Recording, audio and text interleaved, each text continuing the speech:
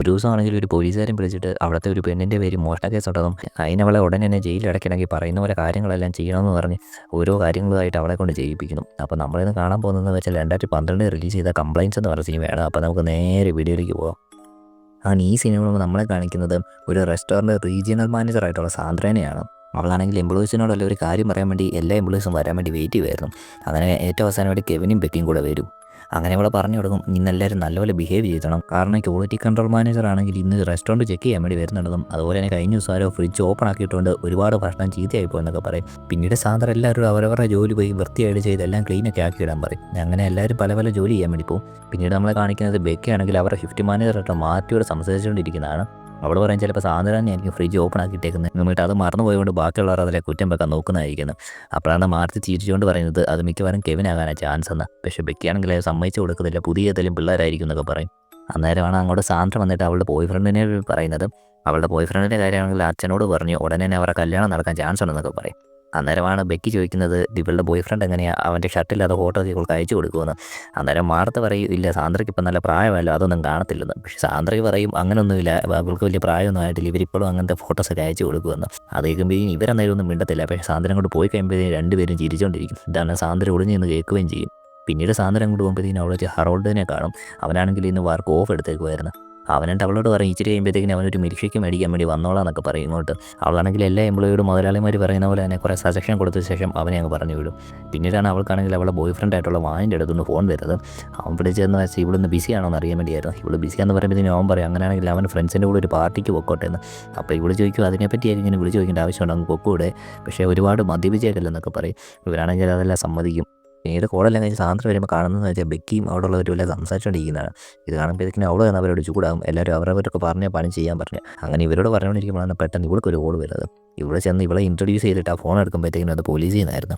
എന്നിട്ട് ആ ഫോണിലുള്ള വ്യക്തിയാണെങ്കിൽ ഓഫീസർ ഡാനിയലാന്ന് പറഞ്ഞ് പരിചയപ്പെടുത്തും. എന്നിട്ട് ഡാനിയൽ ചോദിക്കും ഇവളാണ് അവിടുത്തെ സൂപ്പർവൈസറിന്. ഇവൾ അതെന്ന് പറയുമ്പോഴത്തേക്കും അവൻ പറയും ഇവരാണെങ്കിൽ തൊട്ട് മുമ്പ് അവിടുത്തെ റീജിയൽ മാനേജറിനെ വിളിച്ചതേ ഉള്ളൂ. മാനേജറിനെ വിളിച്ചപ്പോഴത്തേക്കും അവൻ പറഞ്ഞത് സൂപ്പർവൈസറെ വിളിച്ചാൽ എല്ലാ ഹെൽപ്പും ചെയ്യുന്നതാണ്. അപ്പോഴത്തേക്കും ഇവള് ചോദിക്കും ഫ്രിഡ്ജിൻ്റെ കാര്യത്തിനാണ് വിളിക്കാൻ ചോദിക്കുന്നതിന് അവൻ പറയും നല്ലൊരു മോഷണത്തിൻ്റെ കാര്യം പറയാനാ. കാരണം ഇവളുടെ കൂടെ ജോലി ചെയ്യുന്ന ഒരു എംപ്ലോയി ആണെങ്കിൽ ഇതിന് തൊട്ടും ഒരു ഹോട്ടലിൽ കയറി അവിടുത്തെ ഒരാളുടെ പൈസ കുറേ മോഷ്ടിച്ചായിരുന്നത്. അങ്ങനെ ഡാനിയലാണെങ്കിൽ മോഷണത്തിൽ സംശയിക്കുന്ന വ്യക്തിയുടെ രൂപസാദൃശ്യവും അങ്ങനെ കുറേ ഐഡൻറ്റിറ്റിയും കാര്യങ്ങളെല്ലാം പറയും. അപ്പോഴത്തേക്കും ഇവള് ചോദിക്കും ബെക്കിയെ പറ്റിയാണ് പറയുന്നത്. ഉടനെ ഡാനിയൽ പറയും അവളെ പറ്റി തന്നെ പറയുന്നത്. അവളാണെങ്കിൽ ഒരുപാട് ക്രിമിനൽ ബാക്ക്ഗ്രൗണ്ട് ഉണ്ട്, അവളുടെ ബ്രദർ പോലും ഇടയ്ക്ക് ക്രിമിനൽ ബാക്ക്ഗ്രൗണ്ടിന് കുറേ പോലീസ് സ്റ്റേഷനിൽ കയറി ഇറങ്ങിയവനാണൊക്കെ. അങ്ങനെ സാന്ദ്രയാണെങ്കിൽ നേരെ ബെക്കിയുടെ അടുത്തേക്ക് നിന്ന് അവളെ വിളിച്ചുകൊണ്ട് ഓഫീസിലേക്ക് വരും. എന്നിട്ട് ഡാനിയലോട് സംസാരിക്കാൻ പറയും. അന്നേരമാണ് ഡാനിയൽ പറയുന്നത് ഇവളല്ലേ മോഷ്ടിച്ചാന്ന് ചോദിക്കുമ്പോഴത്തേക്കും ഇവളാണെങ്കിൽ ആദ്യം തൊട്ടേ അല്ലല്ലെന്നൊക്കെ പറയും. പക്ഷേ അവനാണെങ്കിൽ വിശ്വസിക്കാൻ തയ്യാറല്ലായിരുന്നു. അങ്ങനെ അവനാണെങ്കിൽ സാന്ദ്രയോട് പറയും അവളുടെ പോക്കറ്റെല്ലാം ചെക്ക് ചെയ്യാൻ. സാന്ദ്ര പോക്കറ്റൊക്കെ ചെക്ക് ചെയ്തിട്ട് ഒന്നുമില്ലായിരുന്നു. ആ കാര്യം ഡാനിയലിനോട് പറയുമ്പോഴത്തേക്കും ഡാനിയൽ പറയും അങ്ങനെയാണ് അവളെ ഇവിടെ പിടിച്ചെടുത്ത് ഉടനെ തന്നെ പോലീസ് വന്നോളൂ. അങ്ങനെ സാധാരണ ഇതെല്ലാം സമ്മതിച്ചിരിക്കുമ്പോഴാണ് ഡാനിയൽ അവളോട് പറയുന്നത് അങ്ങനെയാണെങ്കിൽ പോലീസ് വരുന്നിടം വരെ അവളെ ഒന്ന് ഡ്രസ്സെല്ലാം അയച്ചൊന്ന് സെർച്ച് ചെയ്യത്തില്ലെന്ന്. പക്ഷേ സാന്ദ്രയ്ക്കാണെങ്കിൽ അത് പറ്റത്തില്ല, അൺകംഫർട്ടബിളായിട്ട് തോന്നുമെന്ന് പറയും. അന്നേരമാണ് ഡാനിയൽ ഇവളെ കൺവിൻസ് ചെയ്താൽ പറയുന്നത് ഇപ്പോൾ അങ്ങ് സെർച്ച് ചെയ്യുവാണെങ്കിൽ അത് അവിടെ കഴിയും, ഇല്ലെങ്കിൽ അവളെ അറസ്റ്റ് ചെയ്ത് അവൾ ഒരു ദിവസം രാത്രി ഫുള്ള് ജയിലിൽ കിടക്കേണ്ട അവസ്ഥയൊക്കെ വരുമെന്ന്. അങ്ങനെ സാന്ദ്രയാണെങ്കിൽ ഈ കാര്യം ബെക്കിയോട് പറയും. ബെക്കിക്കാണെങ്കിൽ 2 ഓപ്ഷനാണ് ഉള്ളത്, ഒന്നെങ്കിൽ ഡ്രസ്സെല്ലാം അയച്ച് സെർച്ച് ചെയ്യാൻ സമ്മതിക്കണം, അല്ലെങ്കിൽ ഒരു ദിവസം രാത്രി ഫുള്ള് ജയിലിൽ കിടക്കേണ്ടി വരുമെന്ന്. ബെക്കിക്ക് ഈ 2 കാര്യത്തോടും താല്പര്യമില്ലാതെ രണ്ടും പറ്റത്തില്ലെന്നുള്ള കാര്യത്തിൽ തന്നെ നിൽക്കും. അങ്ങനെ ഡാനിയലിൻ്റെ നിർബന്ധം കൂടും. സാന്ദ്രയ്ക്ക് വേറൊരു വഴിയില്ലെന്ന് പറഞ്ഞു കഴിയുമ്പോഴത്തേക്കിന് ബെക്കി പറയും അങ്ങനെയാണെങ്കിൽ മാർട്ടീനെയും കൂടെ വിളിച്ചിട്ട് അവളും കൂടി ഈ റൂമിലുണ്ടെങ്കിൽ മാത്രമേ അവൾ ഇതിനെല്ലാം സമ്മതിക്കത്തുള്ളൂ എന്ന് പറയും. സാന്ദ്ര തന്നെ മാർട്ടീനെ വിളിക്കാൻ വേണ്ടി പോകും. ഇതേ സമയത്ത് ഡാനിയലാണെങ്കിൽ ബെക്കിയോട് സംസാരിച്ചുകൊണ്ടിരിക്കും. അവളുടെ മൂത്ത ചേട്ടനെ പറ്റിയുള്ള കാര്യങ്ങളൊക്കെ അവനെ അറിയാം, അവൻ ഓൾറെഡി ഇപ്പോൾ ഒരു ക്രിമിനൽ കേസൊക്കെ ഇല്ലേ, അതിൽ അവൻ രക്ഷപ്പെടുമെന്ന് തോന്നുന്നുണ്ടെന്നൊക്കെ ചോദിക്കും. ഇവളാണെങ്കിൽ ഇവളുടെ ബ്രദറിനെ പറ്റി അവനോട് പറയാൻ തുടങ്ങുമ്പോഴാണ് സാന്ദ്രയാണെങ്കിൽ മാർട്ടീനെ കറക്റ്റ് സമയം വിളിച്ചുകൊണ്ട് വരുന്നത്. സാന്ദ്ര പെട്ടെന്ന് മാർട്ടിയോട് നടന്ന കാര്യങ്ങളെ ഷോർട്ടായിട്ട് പറഞ്ഞിട്ട് അവളെ ഡ്രസ്സെല്ലാം അയച്ചൊന്ന് പെട്ടെന്ന് ചെക്ക് ചെയ്യാൻ വേണ്ടി പറയും. അത് കഴിഞ്ഞ് ബെക്കിയാണെങ്കിൽ പതി അവളുടെ ഷർട്ടും പാൻറ്റും എല്ലാം ചെക്ക് ചെയ്യാൻ വേണ്ടി കൊടുക്കും. മാർട്ടയുടെ മുമ്പിൽ വെച്ച് തന്നെ സാന്ദ്രയും കൂടെ അതെല്ലാം ചെക്ക് ചെയ്യുമ്പോഴത്തേക്കും അതിൻ്റെ അകത്തെങ്ങും ഒന്നുമില്ലായിരുന്നു. അങ്ങനെ സാന്ദ്രയാണെങ്കിൽ ഡാനിയലിനോട് പറയും അവളെ ചെക്ക് ചെയ്തിട്ടെങ്ങും ഒന്നും കണ്ടുപിടിക്കാൻ പറ്റിയില്ലെന്ന്. അന്നേരമാണ് ഡാനിയൽ സാന്ദ്രയോട് പറയുന്നത് അങ്ങനെയാണെങ്കിൽ അവൾ അണ്ടർവെയറിൻ്റെ അകവും കൂടെ ചെക്ക് ചെയ്ത് ചിലപ്പോൾ അതിൻ്റെ അകത്തായിരിക്കുമല്ലോ ഒളിപ്പിച്ചേക്കുന്നതെന്നും. ഇത് കേൾക്കുമ്പോഴത്തേക്കും സാന്ദ്രയ്ക്ക് എത്താൻ നല്ലപോലെ തോന്നത്തില്ല. പക്ഷേ വേറെ വഴിയൊന്നുമില്ലാതെ ഇവളാണെങ്കിൽ അത് ബെക്കിയോട് പറഞ്ഞ ശേഷം ബെക്കിയാണെങ്കിൽ അതും കൂടി ഊരി കൊടുക്കും. ഇവളാണെങ്കിൽ അതും ചെക്ക് ചെയ്തിട്ട് പറയും അതിൻ്റെ അകത്തൊന്നുമില്ലെന്ന് പറയും. അപ്പോഴാണ് ഡാനിയൽ പറയുന്നത് അത് ചിലപ്പോൾ അതിൻ്റെ അകത്ത് ഏതെങ്കിലും സീക്രട്ട് പോക്കറ്റിലായിരിക്കും, അതുകൊണ്ട് ആ ഡ്രസ്സെല്ലാം കൂടെ എടുത്തുകൊണ്ടുവന്ന് ഇവളുടെ കാറി വെക്കിച്ച് കഴിയുമ്പോൾ പോലീസ് വരുമ്പോഴത്തേക്കിനും വെളിയിൽ നിന്ന് ചെക്ക് ചെയ്തോളാണ്. സാന്ദ്രയ്ക്കാണെങ്കിൽ ഇത് കേട്ടിട്ട് ഭയങ്കരമായിട്ട് വീണ്ടും അൺകംഫർട്ടബിളായിട്ട് തോന്നും. പക്ഷേ ഡാനിയലാണെങ്കിൽ വീണ്ടും ഇവളെ കൺവിൻസ് ചെയ്തുകൊണ്ടിരിക്കും. കാരണം ബെക്കിയുടെ ചേട്ടനാണെങ്കിൽ ഒരു ഡ്രഗ് കേസിൽ അറസ്റ്റിലായതാണെന്ന് പറയുമ്പോഴത്തേക്കും ഇവളാണെങ്കിൽ ആ ഡ്രസ്സെല്ലാം എടുത്തുകൊണ്ട് വന്ന് കാറി വെക്കും. അങ്ങനെ അതും ചെയ്തെന്ന് ഡാനിയലിനോട് പറയുമ്പോഴാണ് അവൻ പറയുന്നത് അവൻ ഉടനെ തന്നെ അങ്ങോട്ട് വരും, അതിന് മുമ്പ് അവളെ രക്ഷപ്പെടാതെ നോക്കിക്കൊള്ളണമെന്ന്. പക്ഷേ ബെക്കിക്കാണെങ്കിൽ ഒരുപാട് ജോലി ചെയ്യാനുണ്ടായിരുന്നു. അതുകൊണ്ട് തന്നെ അവളാണെങ്കിൽ ഓടി ചെന്ന് കെവിനോട് കാര്യങ്ങളെല്ലാം ഷോർട്ടായിട്ട് പറഞ്ഞിട്ട് അവനെ ബെക്കി ഓടി പോകുന്നുണ്ടോ നോക്കാൻ വേണ്ടി അങ്ങോട്ട് ഏൽപ്പിച്ചിട്ട് ഇവളാണെങ്കിൽ ഉള്ള വർക്കിന് പോകും. അങ്ങനെ കെവിൻ അങ്ങോട്ട് ചെല്ലുമ്പോഴത്തേക്കിന് ഡാനിയലാണെങ്കിൽ കെവിനോട് സംസാരിച്ചുകൊണ്ടിരിക്കും. ഡാനിയൽ അവനോട് പറയുന്നതെന്ന് പറഞ്ഞാൽ അവളിപ്പോൾ മറയ്ക്കാൻ ഉപയോഗിച്ച് ആ ഡ്രസ്സും കൂടെ വലിച്ച് മാറ്റാനായിരുന്നു. പക്ഷേ ഇവനാണെങ്കിൽ അത് ചെയ്യാൻ മനസ്സിലായിരുന്നു, കാരണം ഇവർ തമ്മിൽ നല്ല ഫ്രണ്ട്സ് ആയിരുന്നു. ഇവൻ ഉടനെ തന്നെ ആ റൂമിൽ നിന്ന് ഇറങ്ങി പോകാൻ വേണ്ടി തുടങ്ങും. അന്നേരമാണ് സാന്ദ്ര എന്ന കാര്യം ചോദിപ്പോഴത്തേക്കിനും അവൻ പറയുന്നത് അവളുടെ ചേട്ടനെ ഇവനറിയാം, അവനെയാണെങ്കിൽ ആൾ മാറി എന്ന പോലീസുകാർ പിടിച്ചതായിരുന്നു, അല്ലാതെ ഇവർ പറയുന്ന പോലൊന്നും അല്ലെന്ന്. അതുപോലെ ഇവനാണെങ്കിൽ ഈ പറയുന്ന കാര്യങ്ങളൊന്നും ചെയ്യാൻ പറ്റത്തില്ല, ഇവർ തമ്മിൽ അതുപോലെ നല്ല ഫ്രണ്ട്സ് ആരെന്ന് പറഞ്ഞ് ഇവൻ പോകാൻ തുടങ്ങും. അത് കഴിഞ്ഞ് ഈ കാര്യം സാന്ദ്ര ഡാനിയലിനോട് പറയുമ്പോഴത്തേക്കും ഡാനിയൽ പറയും അവനാണെങ്കിൽ ഒരു മെച്യൂരിറ്റി ഇല്ലാത്ത പയ്യനാണ്, അതുകൊണ്ടാണ് ഇത്ര സീക്രട്ടായിട്ട് പോലീസുകാർ മാത്രം പറഞ്ഞുകൊണ്ട് തന്നെ കാര്യങ്ങളൊക്കെ ഇങ്ങനെ വിളിച്ച് പറയുന്നത്. അന്നേരം സാന്ദ്ര പറയും അവൾക്കാണെങ്കിൽ ഇനി ചെക്കിംഗ് ഉണ്ട്, അതുകൊണ്ട് ഒരുപാട് കാര്യങ്ങൾ നോക്കാനുള്ളത്. ഉടനെ ഡാനിയൽ ഇവൾക്കൊരു ചോയ്സ് കൊടുക്കും, ഒന്നെങ്കിൽ ഇവള് ബെക്കിനെ നോക്കിക്കൊണ്ടിരി, അല്ലെ വേറെ ആരെങ്കിലും ബെക്കിനെ നോക്കാൻ ഏൽപ്പിക്കാൻ. വേറെ വഴിയൊന്നുമില്ലാതെ സാന്ദ്ര ആണെങ്കിൽ അവൻ്റെ ബോയ് ഫ്രണ്ടായിട്ടുള്ള വാനിനെ വിളിക്കും.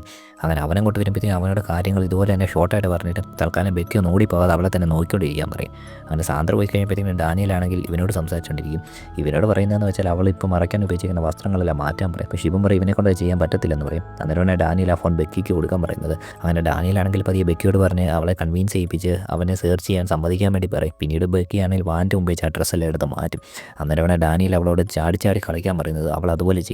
രണ്ടാമതാണെങ്കിൽ അവളോട് തൽക്കാലം കുഞ്ഞിക്കാനൊക്കെ പറയും, അവന് നല്ലപോലെ ചെക്ക് ചെയ്യാൻ വേണ്ടി. അങ്ങനെല്ലാം ചെയ്യുമ്പോഴത്തേക്കും അവനാണെങ്കിൽ ഇതെല്ലാം ചെക്ക് ചെയ്തിട്ട് ഒന്നും കണ്ടുപിടിച്ചിട്ടില്ലെന്ന് പറയും. അന്നേരം വന്ന് സാന്ദ്ര ഇങ്ങോട്ട് വരുമ്പോഴത്തേക്കും പെട്ടെന്ന് ഇവളാണെങ്കിൽ ആ ഡ്രസ്സെല്ലാം എടുത്ത് തിരിച്ച് പഴയ പോലെ നീടും. സാന്ദ്ര വന്നു കഴിയുമ്പോഴത്തേക്കും ഡാനിയിലാണെങ്കിൽ സാന്ദ്രയോട് സംസാരിച്ചുകൊണ്ടിരിക്കും. ഇതേ സമയത്ത് വെളിയിലാണെങ്കിൽ കെവിനും മാറ്റിയും കൂടെ സംസാരിക്കുന്നത് നമ്മളെ കാണിക്കും. കെവിൻ പറയുന്നതെന്ന് വെച്ചാൽ ഈ ചെയ്യുന്നതെല്ലാം തെറ്റാണെന്നും അതുപോലെ തന്നെ ബെക്കിയെ നോക്കാൻ സാന്ദ്രയുടെ ബോയ് ഫ്രണ്ട് വന്ന് നിൽക്കുന്നത് ഒട്ടും ശരിയായിട്ടില്ലെന്ന് പറയും. മാറ്റി പിന്നെല്ലാം സമ്മതിക്കും, പക്ഷെ അവരാണെങ്കിൽ ഇത് തടയാൻ വേണ്ടി വേറൊന്നും ചെയ്യുന്നുമില്ലായിരുന്നു. അങ്ങനെ ഡാനിയലാണെങ്കിൽ വീണ്ടും വാനോട് സംസാരിച്ചുകൊണ്ടിരിക്കും. ഈ പ്രാവശ്യം ഡാനിയൽ പറയുന്നതെന്ന് വെച്ചാൽ അവളെ തല്ലി പണിഷ്മെൻറ്റ് ചെയ്യാനായിരുന്നു. പക്ഷേ വാനാണെങ്കിൽ അതൊന്നും പറ്റത്തില്ലെന്ന് പറയുമ്പോഴേക്കും ഡാനിയലാണെങ്കിൽ അവനെ കൺവിൻസ് ചെയ്തുകൊണ്ടേയിരിക്കും. അങ്ങനെ ഇവൻ ചെയ്യുവാണെങ്കിൽ അവൾ പിന്നീട് നിനക്ക് ഉപകാരമുള്ള ഒരു കാര്യം കൂടെ ചെയ്ത് തന്നോളൂ എന്ന് പറഞ്ഞു. അങ്ങനെ വാനാണെങ്കിൽ ഡാനിയൽ പറഞ്ഞ പോലെ തന്നെ ചെയ്യും, അവളെ തല്ലിക്കൊണ്ടിരിക്കും. അങ്ങനെ അവളുടെ വേദനിച്ചുള്ള കരച്ചിലാണെങ്കിൽ ഡാനിയൽ ഫോണിൽ കേട്ടോണ്ടിരിക്കും. അതെല്ലാം കഴിയുമ്പോഴാണ് ഡാനിയൽ ബെക്കിക്ക് ഫോൺ കൊടുക്കാൻ പറഞ്ഞ ശേഷം ബെക്കിയെ പറഞ്ഞ് കൺവിൻസ് ചെയ്ത ശേഷം വാനിന് വേണ്ടി ഒരു കാര്യം ചെയ്തു കൊടുക്കാൻ പറയും. അങ്ങനെ അവളാണെങ്കിൽ ഡാനിയൽ പറഞ്ഞ പോലെ വാനെ തൃപ്തിപ്പെടുത്തുകയും കൂടെ ചെയ്യേണ്ടി വരും. അതെല്ലാം കഴിഞ്ഞ് ഇച്ചിരി കഴിഞ്ഞ് സാന്ദ്ര വരുമ്പോഴത്തേക്കിനും ഇവനാണെങ്കിൽ കുറ്റബോധം കാരണം ഇങ്ങനെ ഇരിക്കുമായിരുന്നു, നടന്ന കാര്യങ്ങളൊക്കെ ഓർത്ത്. വാനാണെങ്കിൽ ഒന്നും മിണ്ടാതെയാണെങ്കിൽ അവിടെ നിന്ന് ഇറങ്ങിപ്പോകും. പിന്നീട് അവൻ അവൻ്റെ കാറിൻ്റെ അത് ചെന്നതിന് ശേഷം അവൻ്റെ കൂട്ടുകാരനെ വിളിച്ചിട്ട് പറയും ഇന്നാണെങ്കിൽ ഒരിക്കലും നടക്കാൻ പറ്റാത്ത പോലെ ഒരു കാര്യം പറ്റിയെന്ന് പറയും. അത് കഴിയുമ്പോഴത്തേക്കിന് ഡാനിയൽ പിന്നീട് സാന്ദ്രയോട് സംസാരിച്ചുകൊണ്ടിരുന്നത്. ഈ പ്രാവശ്യം സാന്ദ്രയോട് പറയും അവൻ പോയെങ്കിൽ വേറെ ആരെയും ഇവളെ നോക്കാൻ വേണ്ടി കണ്ടുപിടിച്ച പറ്റത്തുള്ളൂ. അങ്ങനെ സാന്ദ്രയോടെ നയിക്കുമ്പോഴാണ് അങ്ങോട്ട് ഹറോൾഡ് മിൽക്ക് ഷേക്ക് എടുക്കാൻ വേണ്ടി വരുന്നത്. സാന്ദ്ര ആണെങ്കിൽ ഹറോൾഡിനോട് കാര്യങ്ങളെല്ലാം ഷോർട്ടായിട്ട് പറഞ്ഞിട്ട് ബെക്കിയുടെ അടുത്തേക്ക് വിടും. അങ്ങനെ ഡാനിയൽ ഹറോൾഡിനോട് സംസാരിക്കുമ്പോഴാണ് അവന് ദേഷ്യം വന്നിട്ട് വന്ന് സാന്ദ്രയോട് ചോദിക്കുന്നത് ഇവളാണെങ്കിൽ റീജിയണൽ മാനേജറിനെ വിളിച്ച് ഇപ്പം പറഞ്ഞ കാര്യങ്ങളൊക്കെ സത്യമാണോ ചോദിച്ചോന്ന്. അന്നേരമാണ് സാന്ദ്ര അതിനെപ്പറ്റി ചിന്തിക്കുന്നത്. അവളാണെങ്കിൽ റീജിയണൽ മാനേജറിനെ വിളിച്ച് രാവിലെ ഒരു പോലീസുകാരൻ വിളിച്ചായിരുന്നു ചോദിക്കുമ്പോഴത്തേക്കും അവൻ പറയാം അവൻ അസുഖമായിട്ട് കിടക്കും, അതുകൊണ്ട് ആര് വിളിച്ചാലും എടുക്കുന്നൊന്നും ഇല്ലായിരുന്നു. ഈ കാര്യം ചെന്ന് അവളാണെങ്കിൽ ഡാനിയലിനോട് പറയുമ്പോഴത്തേക്കും അവനാണെങ്കിൽ ചിരിച്ചുകൊണ്ട് ഫോൺ വെക്കും. ഉടനെ തന്നെ കെവിനാണെങ്കിൽ നമ്പർ നോട്ട് ചെയ്തിട്ട് പോലീസിനെ വിളിക്കും. പിന്നീട് പോലീസുകാർ അന്വേഷിച്ച് കഴിയുമ്പോഴാണ് പിടികിട്ടുന്നത് ഇതൊരു കേസൊന്നുമല്ല 10-30 കേസ് ഇതുപോലെ രജിസ്റ്റർ ആയിട്ടുണ്ടെന്ന്. പക്ഷേ ഇവരാരും വലിയ ഗൗരവം കൊടുക്കാതിരുന്ന പറ്റിപ്പോയെന്ന്. പിന്നീട് അവർ അന്വേഷിച്ച് വരുമ്പോഴത്തേക്കുമാണ് ഇങ്ങനെ ഈ പ്രാങ്കോൾ വിളിച്ചുകൊണ്ടിരുന്നാൽ ഒരു നോർമൽ ഫാമിലി ലൈഫ് കൊണ്ടുപോയിക്കൊണ്ടിരുന്ന ടെലിമാർക്കറ്റ് വർക്ക് ചെയ്യുന്ന ആളാണ് പിടികിട്ടുന്നത്. പിന്നീട് ബെക്കിയാണെങ്കിൽ കോടതിയുടെ സഹായം തേടി അവനെ എങ്ങനെയും ജയിലിൽ അടയ്ക്കാനുള്ള പരിപാടികൾ നോക്കിക്കൊണ്ടിരിക്കും. ഇതേസമയം സാന്ദ്രയുടെ ജോലിയെല്ലാം പോയായിരുന്നു. അവൾ പിന്നീട് ഒരു ഇൻ്റർവ്യൂ പറയും അവൾ ശരിക്കും നിരപരാധിയാണ്, അവളുടെ ഭാഗത്ത് വേറെ ആരായാലും ആ സമയത്ത് അങ്ങനെ ചെയ്തു പോകത്തുള്ളൂ. അതുപോലെ തന്നെ അവളാണെങ്കിൽ ഈ സംഭവത്തിന് ശേഷം അവളുടെ ബോയ് ഫ്രണ്ടുമായിട്ട് ബ്രേക്കപ്പ് ആയിരുന്നു. അങ്ങനെ ഏറ്റവും അവസാനം നമ്മളെ കാണിക്കുന്നത് ഈ സിനിമയെന്ന് പറഞ്ഞാൽ ശരിക്കും റിയൽ ലൈഫിൽ നടന്നൊരു സംഭവമായിരുന്നെന്ന്. അതോടുകൂടി ഈ സിനിമ അവിടെ അവസാനിക്കും.